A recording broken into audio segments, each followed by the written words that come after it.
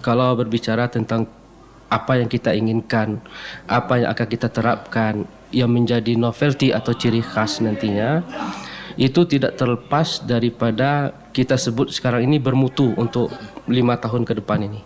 Bermutu dalam artian apa? Itu STIA benar-benar mengangkat suatu bentuk administrasi modern. Ya. Sebagaimana kita ketahui, hasil riset kami dengan beberapa mahasiswa pun kami sertakan dan sudah terbit satu buku. Buku itu tentang public sphere atau dunia publik. Itu kita melihat dari hasil riset itu bahwa di lembaga terutama di daerah kita, di Kota Sungai Penuh dan Kabupaten Kerinci, itu masih terdapat pengurangan atau tidak secara substansi di setiap instansi-instansi yang ada itu, baik yang pemerintahan maupun swasta, yang benar-benar handal di dalam menguasai teknologi administrasi. Nah, sehingga ini menjadi salah satu indikator kita membuat atau merumuskan visi misi yang bermutu, terutama dalam hal governance tadi, yang lebih banyak kepada elektronikalnya nantinya. Dikarenakan saya juga alumni dari STIA Nusa, saya melihat STIA Nusa ini unik, Pak. Uniknya di sini, dia merupakan salah satu dari perguruan tinggi yang mencetak dari seorang administrator.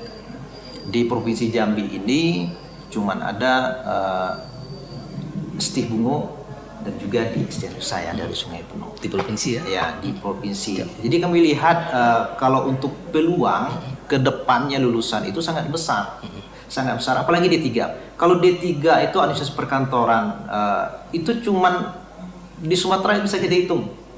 Nah, pada umumnya yang lulusan dari D3 itu banyak yang lulus ASN dan juga banyak yang bekerja di BUMN dan BUMD yang ada.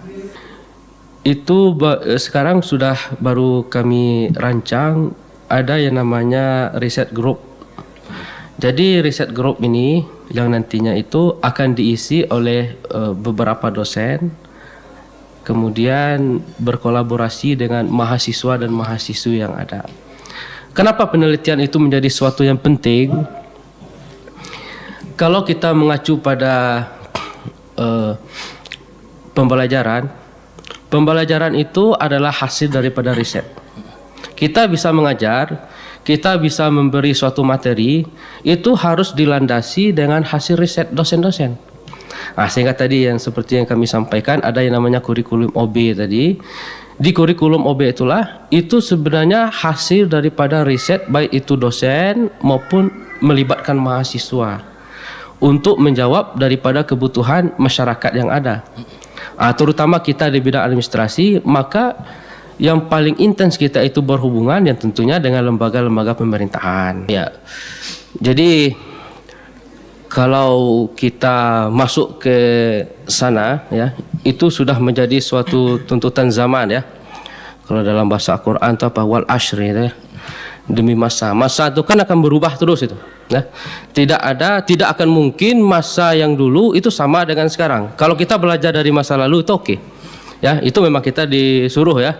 Kata Soekarno apa? Jas merah, ya. Jangan melupakan sejarah. Maka penggunaan AI itu secara etik itu kita sarankan. Silakan menggunakan itu.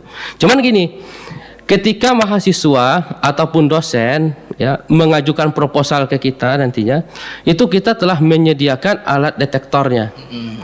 Jadi ada 2 alat detektor yang sekarang ini kebetulan sudah kita pakai, itu yang untuk plagiasi sudah ada, sudah kami install di LPPM. Kemudian yang kedua itu tentang yang detektor untuk AI ini. Ya.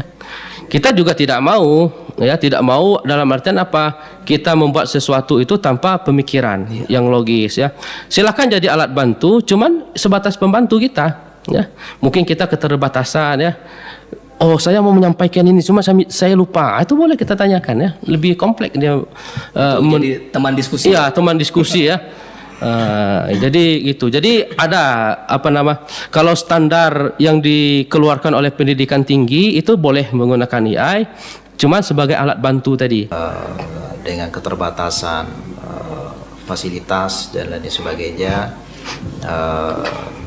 tentunya kami akan turut berbenah kalau kita berbicara dari fasilitas, akan tetapi kalau kita berbicara dari alat, dari pembelajaran, sesuai dengan di Bapak Ara sampaikan tadi, kami mengupdate daripada kurikulum kami yang dahulunya masih menggunakan standar lama. Sekarang ini kami melakukan pembenahan kurikulum yang berdampak.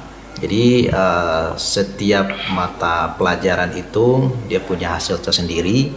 Kalau ada mata pelajaran manajemen kearsipan, nah setidaknya di 14 kali pertemuan, 7 kali pertemuan itu mahasiswa banyak ke lapangan, sehingga dia sangat memahami daripada realita kerja sesungguhnya di lapangan. Di situ dia bisa menyerap pengetahuan baru dan bisa membandingkan antara teori yang kita pelajari dan realita di dunia kerja sesungguhnya. Nah, itu sudah berjalan, sudah kami lakukan perubahan untuk kurikulum itu dikarenakan di kampus itu kurikulum itu sangat penting.